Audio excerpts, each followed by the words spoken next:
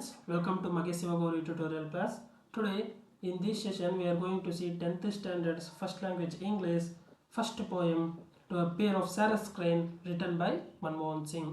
Dear students, ಈ poem ಏನಿದೆ to a pair of ಸ್ಯಾರಸ್ crane ಈ ಎಂಟೈರ್ ಪೋಯಮ್ ಸಮ್ಮರಿನ ನಾವು ಕನ್ನಡದಲ್ಲಿ ನೋಡ್ತಾ ಹೋಗೋಣ. So without no more delay take a textbook and pencil in your hand, glossary ಮತ್ತು ಹಾರ್ಡ್ ವರ್ಡ್ಸ್ ಮೀನಿಂಗ್ಸ್ನ ಕನ್ನಡದಲ್ಲಿ ಬರ್ಕೊಳ್ಳಿ. It will be very useful during your exam and test periods. So without no more delay let us go to the poem to a pair of ಸ್ಯಾರಸ್ crane. ಹೆಡ್ಡಿಂಗ್ಗೆ ತುಂಬ meaningful ಆಗಿದೆ actually. Crane ಅಂದರೆ ನಿಮ್ಮೆಲ್ಲರಿಗೂ ಗೊತ್ತಿರುತ್ತೆ, ಕೊಕ್ರೆ, ಓಕೆನಾ. ಸ್ಯಾರಸ್ crane ಅಂದ್ರೇನು, ಆ small doubt ಎಲ್ಲರಿಗೂ ಬಂದೇ ಬರುತ್ತೆ.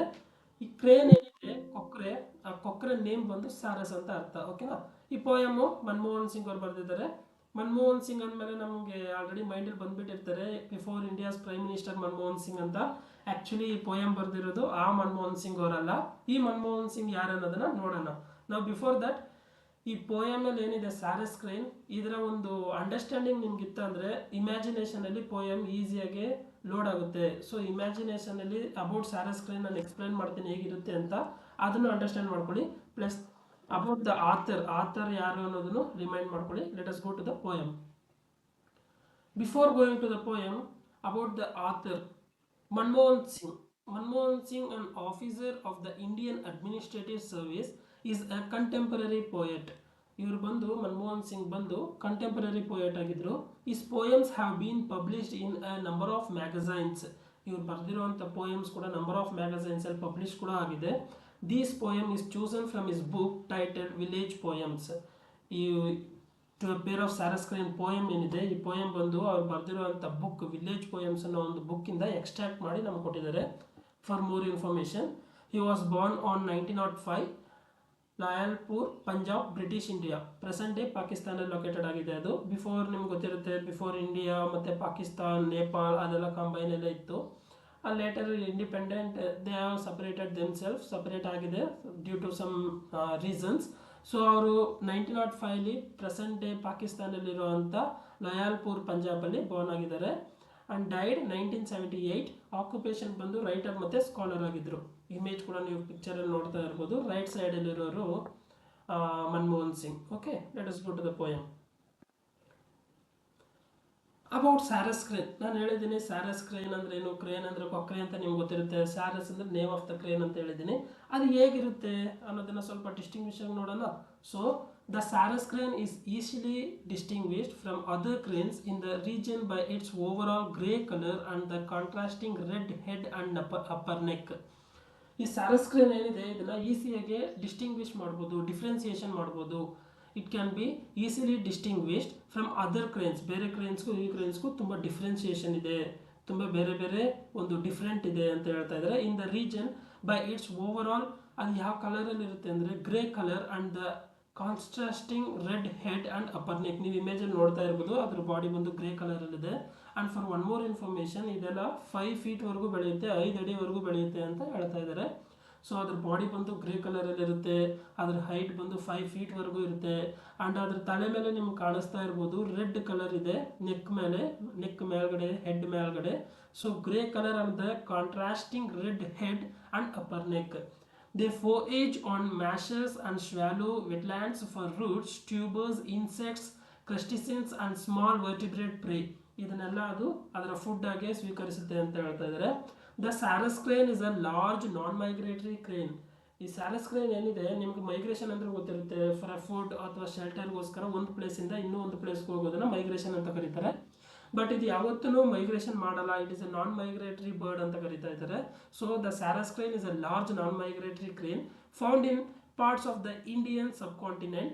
ಇದು ಎಲ್ಲಿ ಇರುತ್ತೆ ಮೇಜರ್ ಆಗಿ ಅಂದರೆ ಇಂಡಿಯನ್ ಸಬ್ ಕಾಂಟಿನೆಂಟ್ ಆಗಿರತಕ್ಕಂಥ ಸೌತ್ ಈಸ್ಟ್ ಏಷ್ಯಾದಲ್ಲೂ ಮತ್ತು ನಾರ್ತನ್ ಆಸ್ಟ್ರೇಲಿಯಾದಲ್ಲೂ ಇರುತ್ತೆ. So this is the major information about the ಸ್ಯಾರಸ್ crane. ಇದರಲ್ಲಿ ನಾವು ಮೈಂಡಲ್ಲಿ ಇಟ್ಕೊಳ್ಬೇಕಾಗಿರುವಂಥದ್ದು, ಇದರ ಹೈಟ್ ಬಂದು 5 ಫೀಟ್ ಇರುತ್ತೆ, ಗ್ರೇ ಕಲರಲ್ಲಿ ಬಾಡಿ ಇರುತ್ತೆ, and contrasting red head and upper neck ಇರುತ್ತೆ. ಆ್ಯಂಡ್ ಮೇಜರಾಗಿ ಇದು ಇರುವಂಥ ಜಾಗ ಬಂದು the ಸ್ಯಾರಸ್ crane is a large non migratory crane. Migration ಮಾಡಲ್ಲ ಇದು. ಮತ್ತು parts of Indian subcontinent, south east Asia ಮತ್ತು ನಾರ್ತನ್ ಆಸ್ಟ್ರೇಲಿಯಾದಲ್ಲಿ ನಾವು ಫೈಂಡ್ ಮಾಡ್ಬೋದು ಇದನ್ನು ಅಂತ ಹೇಳ್ತಾ ಇದ್ದಾರೆ. And finally we came to the poem. Before going to the poem, there is one more activity, pre-reading activity. The greatness of a nation and its moral progress can be judged by the way its animals are treated, said by Mahatma Gandhi. ನಿಮ್ಗೆ ಏನನ್ಸುತ್ತೆ, ಒಂದು nation, ನಮ್ಮ India example, ನಮ್ಮ ಇಂಡಿಯಾನೇ ತಗೊಳ್ಳೋಣ. ನಮ್ಮ ಇಂಡಿಯಾದ nation ಅನ್ನೋದು ಅದರ greatness ಬಂದು, ಅದರ ಮಾರಲ್ ಪ್ರೋಗ್ರೆಸ್ ಬಂದು ಯಾವುದ್ರ ಮೇಲೆ ಜಡ್ಜ್ ಮಾಡ್ತಾರೆ ಅಂದರೆ ನಾವು ಅನಿಮಲ್ಸ್ನ ಹೇಗೆ ಟ್ರೀಟ್ ಮಾಡ್ತೀವಿ ಅನ್ನೋದ್ರ ಮೇಲೆ ಡಿಪೆಂಡ್ ಆಗಿರುತ್ತೆ ಅಂತ ಮಹಾತ್ಮ ಗಾಂಧಿ ಅವರು ಹೇಳ್ತಾ ಇದ್ದಾರೆ. I am repeating once more again this. ನಮ್ಮ ಯಾವುದೇ ಒಂದು ನೇಷನಿನ ಗ್ರೇಟ್ನೆಸ್ ಮತ್ತು ಮಾರಲ್ ಪ್ರೋಗ್ರೆಸ್ ಅನ್ನೋದು ಯಾವುದನ್ನು ನೋಡಿ ಜಡ್ಜ್ ಮಾಡ್ತಾರೆ ಅಂದರೆ ನಾವು ಅನಿಮಲ್ಸ್ನ ಹೇಗೆ ಟ್ರೀಟ್ ಮಾಡ್ತೀವಿ ಅನ್ನೋದ್ರ ಮೇಲೆ ಜಡ್ಜ್ ಮಾಡ್ತಾರೆ ಅಂತ ಹೇಳ್ತಾ ಇದ್ದಾರೆ. Yes, it is true. We are the Indians, we require most of the time peace and we are the kind hearted persons. ನಮಗೆ ಮೇಜರ್ ಆಫ್ ದ ಟೈಮಲ್ಲಿ ಪೀಸ್, ಸಮಾಧಾನ ಅನ್ನೋದು ತುಂಬ ಮುಖ್ಯ, ನೆಮ್ಮದಿ ಅನ್ನೋದು ತುಂಬ ಮುಖ್ಯ. ಅದೇ ಸಮಯದಲ್ಲಿ V are the kind hearted persons. ನಾವು ಹೇಳ್ಕೊಂಡ್ರೆ ಮಾತ್ರ ಸಾಕ, ನಾವು ಹೇಗೆ ಪ್ರೂವ್ ಮಾಡೋದು V are the kind hearted persons ಅಂತ? ಸೊ ಯಾವುದೇ ಒಂದು ಅನಿಮಲ್ಸ್ನ ನಾವು ಹೇಗೆ ಟ್ರೀಟ್ ಮಾಡ್ತೀವಿ, ಅದರ ಒಂದು ಆ್ಯಕ್ಟಿವಿಟಿ ಆಗಿರುವಂಥ ಒಂದು ಅಡ್ವಾಂಟೇಜ್ನ ಹೇಗೆ ತಗೊಂಡು ಅನಿಮಲ್ಸ್ನ ಹೇಗೆ ಟ್ರೀಟ್ ಮಾಡ್ತೀವಿ ಅನ್ನೋದ್ರ ಮೇಲೆ ನಮ್ಮ ನೇಷನಿನ ಒಂದು ಗ್ರೇಟ್ನೆಸ್ ಅನ್ನೋದು ಡಿಪೆಂಡ್ ಆಗಿರುತ್ತೆ ಅಂತ ಮಹಾತ್ಮ ಗಾಂಧಿ ಅವರು ಹೇಳ್ತಾ ಇದ್ದಾರೆ. ಇದು ತುಂಬ ಡೀಪ್ ಮೀನಿಂಗ್ ಇದೆ ಡಿಯರ್ ಸ್ಟೂಡೆಂಟ್ಸ್. ನಾವು ಅನಿಮಲ್ಸ್ನೇ ಟ್ರೀಟ್ ಮಾಡೋಕ್ಕೆ ಬರದೇ ಇರೋರು ಹ್ಯೂಮನ್ ಬೀಯಿಂಗ್ಸ್ ನಾವು ಹೇಗೆ ಟ್ರೀಟ್ ಮಾಡಬೇಡ ಅಂತ ಇನ್ನೂ ಒಂದು ಮೀನಿಂಗ್ ಇದೆ. ಸೊ ಫಸ್ಟ್ ಅನಿಮಲ್ಸ್ನ ನಾವು ಹೇಗೆ ಟ್ರೀಟ್ ಮಾಡ್ತೀವಿ ಅನ್ನೋದ್ರ ಮೇಲೆ ನಮ್ಮ ನೇಷನ್ನ ಗ್ರೇಟ್ನೆಸ್ ಮತ್ತು ಮಾರಲ್ ಪ್ರೋಗ್ರೆಸ್ ಅನ್ನೋದು ಜಡ್ಜ್ ಮಾಡಲಾಗುತ್ತೆ ಅಂತ ಹೇಳ್ತಾ ಇದ್ದಾರೆ Mahatma Gandhi. Okay, let us go to the poem. You can see the image. ನಿಮಗೆ ಒಂದು ಇಮೇಜ್ ಕಾಣಿಸ್ತಾ ಇರ್ಬೋದು. ಒಬ್ಬ ಪರ್ಸನ್ ಬಂದು ಸ್ಯಾರಸ್ ಕ್ರೇನ್ನ ಶೂಟ್ ಮಾಡ್ತಾ ಇದ್ದಾನಲ್ವಾ. This is the incident you need to imagine in your mind. ಈ ಪೋಯಮ್ನ ನಾನು ಎಂತಕ್ಕೆ ಇಮ್ಯಾಜಿನ್ ಮಾಡ್ಕೊಳ್ಳಿ ಅಂತ ಹೇಳ್ತಾ ಇದ್ದೀನಿ ಅಂದರೆ, ವೈಲ್ ರೈಟಿಂಗ್ ದ ಸಮ್ಮರಿ, ಈ ಪೋಯಮ್ನ ಸಮ್ಮರಿ ನೀವೇನಾದರೂ ಓದಿ ಬರೆಯುವಾಗ ಕೂಡ ನಿಮ್ಗೆ ಈಸಿಯಾಗಿರುತ್ತೆ. ಆ್ಯಕ್ಚುಲಿ ಯಾವುದೇ ಒಂದು ಪೋಯಮ್ ಆಗಿರ್ಬೋದು, ಲೆಸನ್ ಆಗಿರ್ಬೋದು, ಅದಕ್ಕೆ ಅಂತ ಆದಂಥ ಕಾನ್ಸೆಪ್ಟು, ಕನ್ಕ್ಲೂಷನ್ನು, ಮಾರಲ್ಲು ಎಲ್ಲನೂ ಇರುತ್ತೆ. So try to understand what is the moral of the story. Moral ಮತ್ತು ಕಾನ್ಸೆಪ್ಟ್ ಏನು ಅನ್ನೋದನ್ನು ಅಂಡರ್ಸ್ಟ್ಯಾಂಡ್ ಮಾಡ್ಕೊಳ್ಳಿ. ಸೊ ನಿಮ್ಗೆ ಇಮೇಜಲ್ಲಿ ಕಾಣಿಸ್ತಾ ಇರ್ಬೋದು, ಒಂದು ಸ್ಯಾರಸ್ ಕ್ರೇನ್ನ ಒಬ್ಬ ಪರ್ಸನ್ ಶೂಟ್ ಮಾಡ್ತಾ ಇದ್ದಾನೆ. ಸೊ ಒಬ್ಬ ಪರ್ಸನ್ ಬಂದು ಮೇಲ್ ಸ್ಯಾರಸ್ ಕ್ರೇನ್ನ ಶೂಟ್ ಮಾಡ್ತಾ ಇದ್ದಾನೆ. ಮೇಲ್ ಸ್ಯಾರಸ್ ಕ್ರೇನ್ನ ಶೂಟ್ ಮಾಡಾದ್ಮೇಲೆ ಏನಾಗುತ್ತೆ ಅನ್ನೋದನ್ನು ನಾವು ಲೇಟರ್ ನೋಡ್ತಾ ಹೋಗ್ತಾ ಇರೋಣ ಇವಾಗ. So the male was shot. ಆ ಮೇಲ್ ಅನ್ನೋ ಇಲ್ಲಿ ಮೇಲ್ ಅಂದರೆ ಮೇಲ್ ಸ್ಯಾರಸ್ ಕ್ರೇನ್, ಓಕೆನಾ. The male was shot as he naked to pull the reluctant sun out from the rim of horizon. ಇಲ್ಲಿ reluctant ಅಂದರೆ hesitant ಅಂತ ಅರ್ಥ. ನೆಕ್ಡ್ ಅಂದರೆ ಸ್ಟಿಚ್ ಇಟ್ಸ್ ನೆಕ್, ಅದರ ನೆಕ್ ಕತ್ತು ಏನಿದೆ ಅದನ್ನು ಸ್ಟ್ರೈಟಾಗಿ ಸ್ಟಿಚ್ ಮಾಡಿ ಇಟ್ಕೊಂಡಿರೋದು. ಆ್ಯಂಡ್ ರಿಮ್ ಅಂದರೆ ಎಡ್ಜ್. ಇದಕ್ಕೆಲ್ಲ ಮೀನಿಂಗ್ ಬರ್ಕೊಳ್ಳಿ ನೀವು. ಐ ವಿಲ್ ಎಕ್ಸ್ಪ್ಲೈನ್ ನಾವು. The male was shot. Male sarus crane ಏನಿದೆ ಅದನ್ನು ಒಬ್ಬ ಬೇಟೆಗಾರ ಬಂದು ಶೂಟ್ ಮಾಡ್ತಾ ಇದ್ದಾನೆ, ಶಾರ್ಟ್ ಆಗುತ್ತೆ. ಸೊ ಹಾಸ್ ಈ ನೆಕ್ಡ್, ಇಲ್ಲಿ ಹಿ ಅಂದರೆ ಮೇಲ್ ಸ್ಯಾರಸ್ ಕ್ರೇನ್. ಇದು ಏನು ಮಾಡ್ತಾ ಇತ್ತು ಅಂದರೆ, ಈ ಪ್ಯಾರಾಗ್ರಾಫಲ್ಲಿ ಏನು ಹೇಳ್ತಾ ಇದ್ದಾರೆ ಅಂದರೆ, ಈ ಮಾರ್ನಿಂಗ್ ಟೈಮ್ನಲ್ಲಿ ಸನ್ರೈಸ್ ಇರುತ್ತಲ್ವ, it looks very beautiful. Sunrise ಅನ್ನೋದು ತುಂಬ ಬ್ಯೂಟಿಫುಲ್ ಆಗಿರುತ್ತೆ.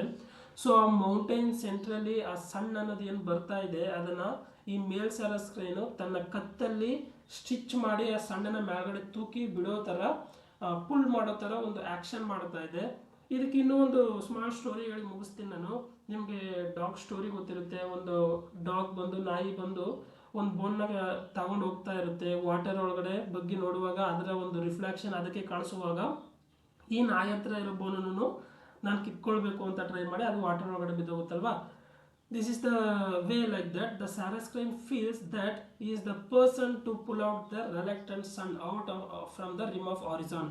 ಈ ಎಡ್ಜಲ್ಲಿ ಸೂರ್ಯ ಅನ್ನೋದು ಈ ಮೌಂಟೇನ್ ಎಡ್ಜಲ್ಲಿ ತುದಿಯಲ್ಲಿ ಬರ್ತಾ ಇರುತ್ತೆ. ಸನ್ರೈಸ್ ಆಗ್ತಾ ಇರಬೇಕಾದ್ರೆ ಇದರ ಒಂದು ಕತ್ತನ್ನ, ನೆಕ್ಕನ್ನ ಸ್ಟಿಚ್ ಮಾಡಿ ಆ ಸಣ್ಣನ ಇದೇ ಏನೋ ತೂಕಿ ಬಿಡ್ತೇನೋ, ಔಟ್ ಸೈಡ್ಗೆ ಪುಲ್ ಮಾಡ್ತೇನೋ ಅನ್ನೋ ಥರ ಮಾಡ್ತಾ ಇರೋವಂಥ ಟೈಮ್ನಲ್ಲಿ ಒಬ್ಬ ಪರ್ಸನ್ ಬಂದು ಈ ಮೇಲ್ ಸ್ಯಾರಸ್ ಕ್ರೇನ್ನ ಶಾರ್ಟ್ ಮಾಡ್ತಾ ಇದ್ದಾನೆ. ಓಕೆನಾ. I hope you understood this paragraph. Let us go to the next paragraph. ಅವ್ನು ಶೂಟ್ ಮಾಡಾದ್ಮೇಲೆ ಏನಾಯಿತು ಅಂದರೆ, ಫೀಮೇಲ್ ಸ್ಯಾರಸ್ ಕ್ರೇನ್ ಇರುತ್ತಲ್ವಾ, ನಮಗೆ ಹೆಡ್ಡಿಂಗ್ ಎಲ್ಲ ಇದೆ to a pair of ಸ್ಯಾರಸ್ crane. Pair ಅಂದರೆ ಎರಡು ಜೊತೆ ಅಲ್ವಾ. ಸೊ ಈ ಮೇಲ್ ಸ್ಯಾರಸ್ ಕ್ರೇನ್ಗಿದ್ದಂಥ ಒಂದು ಪೇರ್, ಶಿ ಅಂದರೆ ಇಲ್ಲಿ female sarus crane. Female sarus crane flew crying, ಹತ್ಕೊಂಡು ಹಾರ್ಕೊಂಡು ಬರ್ತಾ ಇದೆ ಇವಾಗ sarus crane. As he was picked by, ಇಲ್ಲಿ ಹಿ ಅಂದರೆ ಮೇಲ್ ಸ್ಯಾರಸ್ ಕ್ರೇನ್. ಇಲ್ಲಿ ಎರಡರ ಬಗ್ಗೆನೇ ಮಾತಾಡಿರ್ತಾರೆ. ಯಾರು ಶೂಟ್ ಮಾಡಿದ್ದಾರೆ ಅದೆಲ್ಲ ಯಾವುದೂ ಹೇಳಲ್ಲ, ಬಟ್ ಶೂಟ್ ಮಾಡಿದ್ದಾನೆ ಅಂತ ನಾವು ಅಂಡರ್ಸ್ಟ್ಯಾಂಡ್ ಮಾಡಿಕೊಂಡು ಮೇಲ್ ಮತ್ತು ಫೀಮೇಲ್ ಸ್ಯಾರಸ್ ಕ್ರೇನ್ನ ಇಲ್ಲಿ ಶಿ ಮತ್ತು ಹಿ ಅಂತ ಮೆನ್ಷನ್ ಮಾಡಿರ್ತಾರೆ poet. She flew crying as he was picked up hands and jaws. ಆ ಒಂದು ಮೇಲ್ ಸ್ಯಾರಸ್ಕ್ರೈನ್ನ ಶೂಟ್ ಮಾಡಾದ್ಮೇಲೆ ಆ ಬೇಟೆಗಾರ ಏನು ಮಾಡ್ತಾನೆ ಅಂದರೆ ಅದರ ಹ್ಯಾಂಡ್ಸು ಮತ್ತು ಜಾಸ್ನ ಕೈಯಲ್ಲಿ ತಗೊಂಡು ಒಂದು ಕವರ್ ಒಳಗಡೆ ಹಾಕೊಂಡು ಹೋಗ್ತಾ ಇರ್ತಾನೆ ಅನ್ನೋದನ್ನ ಈ ಪ್ಯಾರಾಗ್ರಾಫಲ್ಲಿ ಎಕ್ಸ್ಪ್ಲೈನ್ ಮಾಡ್ತಾ ಇದ್ದಾರೆ. As he was picked up, hands and jaws, and a proud neck was humbled. ಇಲ್ಲಿ humbled ಅಂದರೆ lowered the dignity of. Actually ಅವನು ತಗೊಂಡು ಹೋಗ್ತಾ ಇರಬೇಕಾದ್ರೆ ಆ ಒಂದು ಮೇಲ್ ಸ್ಯಾರಸ್ಕ್ರೈನ್ ಕತ್ತೇನಿದೆ ಅದು ಕೆಳಗಡೆ ನೇತಾಡ್ತಾ ಇರುತ್ತೆ. ಇದನ್ನ ಎಂತಕ್ಕೆ ಮೆನ್ಷನ್ ಮಾಡಿದ್ದಾರೆ ಅಂದರೆ ಬಿಫೋರ್ ದಟ್ ಅದರ ಒಂದು ಹೈಟ್ ಆಗಿರೋಂಥ ನೆಕ್ನ ಸ್ಟಿಚ್ ಮಾಡಿ ಲೆಂತಾಗಿ ತಗೊಂಡು ಸೂರಿನ ಪುಲ್ ಮಾಡ್ತಾ ಇತ್ತು, ಎಳಿತಾ ಇತ್ತು. ಬಟ್ ಇವಾಗ ಏನಾಗಿದೆ ಅವ್ನು ಶೂಟ್ ಮಾಡಾದ್ಮೇಲೆ ಅಂದರೆ ಅದೇ ಸ್ಟಿಚ್ ಆಗಿ ಸ್ಟ್ರೈಟ್ ಆಗಿದ್ದಂಥ ಒಂದು ನೆಕ್ ಕೆಳಗಡೆ ಹಂಬಲ್ ಆಗಿ ಮಲ್ಕೊಂಡಿದೆ ಅಂತ ಹೇಳ್ತಾ ಇದ್ದಾರೆ. To lie like dirty linen in a coarse washing bag. ಇದು ಏನು ಹೇಳ್ತಾ ಇದ್ದಾರೆ ಅಂದರೆ ಆ್ಯಕ್ಚುಲಿ ಈ ಒಂದು ನಮ್ಮ ಒಂದು ವಾಶ್ ಮಾಡದೇ ಇರೋವಂಥ ಕ್ಲಾತ್ಸ್ ಎಲ್ಲ ಇರುತ್ತಲ್ವ ಅದನ್ನು ಒಂದು ಬ್ಯಾಗ್ ಒಳಗಡೆ ಹಾಕಿ ಇಟ್ಟಿರ್ತೀವಲ್ವ, ಅದೇ ಥರನೇ ಈ ಒಂದು ಮೇಲ್ ಸ್ಯಾರಸ್ಕ್ರೈನ್ನ ಪಿಕ್ ಮಾಡಿ ಅದರ ಹ್ಯಾಂಡ್ಸು ಮತ್ತು ಜಾಸ್ನ ಕೈಲಿ ಹಿಡ್ಕೊಂಡು ಅದನ್ನ ಒಂದು ಡರ್ಟಿ ಲೈನಿನ ಕೋರಸ್ ವಾಷಿಂಗ್ ಬ್ಯಾಗ್ ಒಳಗಡೆ ಹಾಕೊಂಡು ಹೋಗ್ತಾ ಇದ್ದಾನೆ. ಒಂದು ಗೋಣಿ ಚೀಲದ ಒಳಗಡೆ ಹಾಕೊಂಡು ಆ ಮೇಲ್ ಸ್ಯಾರಸ್ಕ್ರೈನ್ನ ಹ್ಯಾಂಡ್ಸು ಮತ್ತು ಜಾಸ್ನ ಟೈಟಾಗಿ ಇದು ಕಟ್ಟಿ ತಗೊಂಡು ಹೋಗ್ತಾ ಇದ್ದಾನೆ ಒಂದು ಗೋಣಿ ಚೀಲದ ಒಳಗಡೆ ಹಾಕೊಂಡು ಅಂತ ಹೇಳ್ತಾ ಇದ್ದಾರೆ. C circle the sky. ಇವಾಗ ಮೇಲ್ ಸ್ಯಾರಸ್ಕ್ರೈನ್ನ ಒಂದು ಪರ್ಸನ್ ಶೂಟ್ ಮಾಡಿ ತಗೊಂಡು ಹೋದಾದ್ಮೇಲೆ ಫೀಮೇಲ್ ಸ್ಯಾರಸ್ಕ್ರೈನ್ ಬಂದು ಸರ್ಕಲ್ ಮಾಡ್ತಾ ಇದೆ ಸ್ಕೈನ. ಎಂತಕ್ಕೆ ಅಂದರೆ ನೀವು ಮೇಜರಾಗಿ ನೋಡಿರ್ಬೋದು ಕೆಲವೊಂದು ಬರ್ಡ್ಸ್ ಸ್ಕೈಯಲ್ಲೇ ಸರ್ಕಲ್ ರೌಂಡ್ ಆಗ್ತಾ ಇರುತ್ತೆ. ರೀಸನ್ ಈಸ್ ಅದರ ಒಂದು ಬೇಕಾಗಿರೋಂಥ ಪರ್ಸನ್ಗೆ ಏನಾದರೂ ಅಟ್ಯಾಕ್ ಆಗಿದ್ರೆ ಸರ್ಕಲ್ ಹಾಕಿ ಅದನ್ನು ಪ್ರೊಟೆಕ್ಟ್ ಮಾಡೋಕ್ಕೋಸ್ಕರ ಸರ್ಕಲ್ ಆಗ್ತಾ ಇರುತ್ತೆ. ಅಥವಾ ಅವ್ರಿಗೆ ಬೇಕಾಗಿರೋವಂಥ ಒಂದು ಬರ್ಡ್ ಕೆಳಗಡೆ ಏನಾದರೂ ಡೇಂಜರಲ್ಲಿ ಇತ್ತು ಅಂದರೆ ಎಲ್ಲಿದೆ ಅಂತ ನೋಡೋದಕ್ಕೋಸ್ಕರ ಸರ್ಕಲ್ ಮಾಡ್ತಾ ಇರುತ್ತೆ. ಸೊ ಇಲ್ಲಿ female sarus crane circle the sky in moments of grace over his disgraceful end.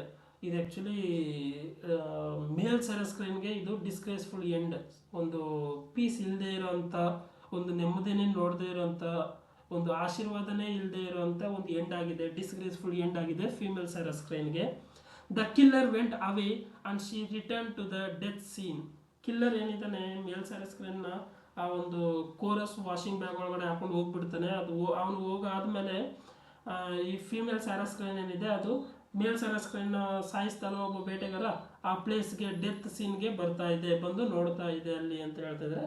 With ಗ್ರಿಫ್. ಗ್ರಿಫ್ ಅಂದರೆ ಹೆವಿ ಪೇಯ್ನ್, ಮನ್ಸಲ್ಲಿ ತುಂಬ ಭಾರ ನೋವು ಇರುತ್ತಲ್ವ ಅದನ್ನು ಗ್ರಿಫ್ ಅಂತ ಕರೀತಾರೆ. That inscribed its intensity. ಇಲ್ಲಿ ಇನ್ಸ್ಕ್ರೈಬ್ಡ್ ಅಂದರೆ wrote cut words on something. Actually ಹೇಳೋಕ್ಕಾಗ್ತಾ ಇಲ್ಲ, ಇದನ್ನು ಎಕ್ಸ್ಪ್ಲೈನೇ ಮಾಡೋಕ್ಕಾಗ್ತಾ ಇಲ್ಲ. ಫೀಮೇಲ್ ಸ್ಯಾರಸ್ಕ್ರೈನ್ನ ಒಂದು ಪೇಯ್ನ್ ಏನಿದೆ ಅನ್ನೋದನ್ನು ಎಕ್ಸ್ಪ್ಲೈನೇ ಮಾಡೋಕ್ಕಾಗ್ತಾ ಇಲ್ಲ, ಅಷ್ಟು ಪೇಯ್ನಲ್ಲಿದೆ ಫೀಮೇಲ್ ಸ್ಯಾರಸ್ಕ್ರೈನ್ ಅಂತ ಹೇಳ್ತಾ ಇದ್ದಾರೆ.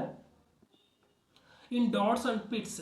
ಇಲ್ಲಿ ಡಾಟ್ಸ್ ಆ್ಯಂಡ್ ಪಿಟ್ಸ್ ಅಂದರೆ ಸ್ಟೂಡೆಂಟ್ಸ್ ಕೆಲವೊಬ್ರು ತುಂಬ ಪೇಯ್ನಲ್ಲಿ ಇರಬೇಕಾದ್ರೆ ತುಂಬ ಜೋರಾಗಿ ಅಳ್ತಾರೆ, ಸಡನ್ನಾಗಿ ಸ್ಟಾಪ್ ಆಗ್ತಾರೆ, ಏನನ್ನೋ ಒಂದು ಥಿಂಕ್ ಮಾಡಿಕೊಂಡು ಯೋಚನೆ ಮಾಡಿಕೊಂಡು ಆ್ಯಂಡ್ ಅಗೇನ್ ತಿರ್ಗಾ ಜೋರಾಗಿ ಅಳ್ತಾರೆ. ಅದನ್ನು ಡಾಟ್ಸ್ ಆ್ಯಂಡ್ ಪಿಟ್ಸ್ ಅಂತ ಕರೀತಾರೆ. ಆ್ಯಕ್ಚುಲಿ ಡಾಟ್ಸ್ ಆ್ಯಂಡ್ ಪಿಟ್ಸ್ ಅಂದರೆ short and long cries of a female bird ಅಂತ ಮೆನ್ಷನ್ ಮಾಡಿದ್ದಾರೆ. Like the Morse code. ಇಲ್ಲಿ ಮೋರಸ್ ಕೋಡ್ ಅಂದರೆ ಒಂದು ಆ್ಯಕ್ಷನ್ ವರ್ಡ್ ಅಂತ ಆದರೂ ನೀವು ಅಂಡರ್ಸ್ಟ್ಯಾಂಡ್ ಮಾಡ್ಕೊಳ್ಬೋದು. ಇವಾಗ ಬಿಫೋರ್ ಇಯರ್ಸ್ ಲ್ಯಾಂಗ್ವೇಜ್ ಎಲ್ಲ ಇರಲಿಲ್ಲಲ್ವಾ, ಸೊ ಅವಾಗ ಆ್ಯಕ್ಷನಲ್ಲೇ ಮಾತಾಡ್ತಾ ಇದ್ರು. ಆ ಆ್ಯಕ್ಷನ್ ಕೋಡ್ ಥರನೇ ಇದು ಒಂದು Morse code. So let us see what is Morse code. A symbolic language invented by Samuel F B Morse. Samuel F B Morse ಅನ್ನೋರು ಇನ್ವೆಂಟ್ ಮಾಡಿರೋ ಈ ಒಂದು ಲ್ಯಾಂಗ್ವೇಜ್ಗೆ ಮೋರ್ಸ್ ಕೋಡ್ ಅಂತಲೇ ಇಟ್ಟಿದ್ದಾರೆ. That uses a combination of long and short sounds. Long ಮತ್ತು short sounds ಅಂದರೆ ನಿಮ್ಗೆ ಹೇಳಿದ್ದೀನಲ್ವಾ, ಡೀಪಾಗಿ ಅಳ್ತಾ ಇತ್ತು ಫೀಮೇಲ್ ಸ್ಯಾರಸ್ಕ್ರೈನ್, ಸಡನ್ನಾಗಿ ಸೈಲೆಂಟ್ ಆಗುತ್ತೆ, ಪದೇ ಯಾವ್ದಾದ್ರೂ ನೆನೆಸ್ಕೊಳ್ಳುತ್ತೆ ಅದರ ಒಂದು ಮೆಮರೀಸ್ನ, ಮೇಲ್ ಸ್ಯಾರಸ್ಕ್ರೈನ್ ಜೊತೆ ಇದ್ದಂಥ ಒಂದು ಮೆಮರೀಸ್ನ ರಿಮೈಂಡ್ ಮಾಡಿಕೊಂಡು ತಿರ್ಗಾ ಜೋರಾಗಿ ಅಳ್ತಾ ಇರುತ್ತೆ. ಅದನ್ನು ಮೋರ್ಸ್ ಕೋಡ್ ಅಂತ ಮೆನ್ಷನ್ ಮಾಡಿದ್ದಾರೆ ಇಲ್ಲಿ. Like the Morse code of birds sorrow. Birds sorrow ಅಂದರೆ sadness transmitted to the air. Actually female ಸ್ಯಾರಸ್ಕ್ರೈನ್ಗಿದ್ದಂಥ ಒಂದು ಪೇಯ್ನು ಇವಾಗ ಯಾರಿಗೆ ಅರ್ಥ ಆಗ್ತಾ ಇದೆ, ಯಾರಿಗೆ ಟ್ರಾನ್ಸ್ಮಿಟೆಡ್ ಆಗ್ತಾ ಇದೆ ಅಂದರೆ ಏರ್, ಗಾಳಿಗೆ ಅರ್ಥ ಆಗ್ತಾ ಇದೆ, ಟ್ರಾನ್ಸ್ಮಿಟೆಡ್ ಆಗ್ತಾ ಇದೆ ಅಂತ ಹೇಳ್ತಾ ಇದ್ದಾರೆ. With her beak she kissed a few feathers. ಇದು ತುಂಬ ಡೀಪ್ ಮೀನಿಂಗ್ ಇದೆ ಈ ಒಂದು paragraph. Try to understand. With her beak she kissed a few feathers. Male ಸ್ಯಾರಸ್ಕ್ರೈನ್ನ ಶಾರ್ಟ್ ಮಾಡಿರೋವಂಥ ಪ್ಲೇಸಲ್ಲಿ ಮೇಲ್ ಸ್ಯಾರಸ್ಕ್ರೈನ್ಗಿರೋವಂಥ ಒಂದು ಫೆದರ್ಸು ಅಲ್ಲಿ ಕೆಳಗಡೆ ಬಿದ್ದಿರುತ್ತೆ, ಫ್ಯೂ ಫೆದರ್ಸು. ಆ ಫೆದರ್ಸ್ನ ತಗೊಂಡು ಕಿಸ್ ಮಾಡ್ತಾ ಇದೆ female ಸ್ಯಾರಸ್ಕ್ರೈನ್. picked the ones that wind had not taken away and sat to hatch.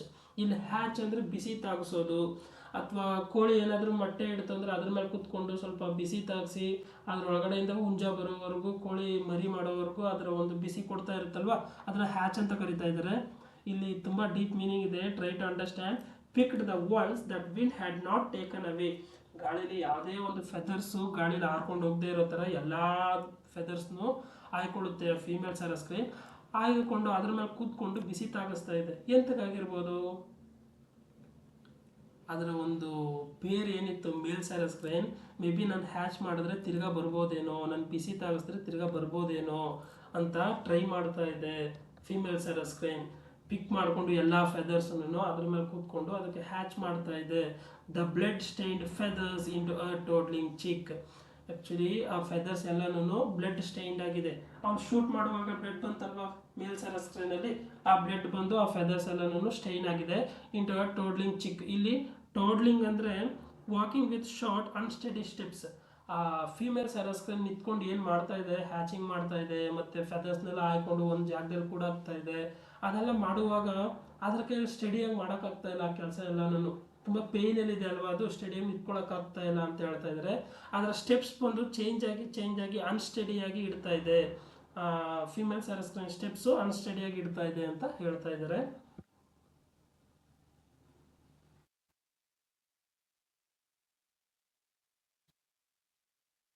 A wave of the seas she had never seen came to her from far away.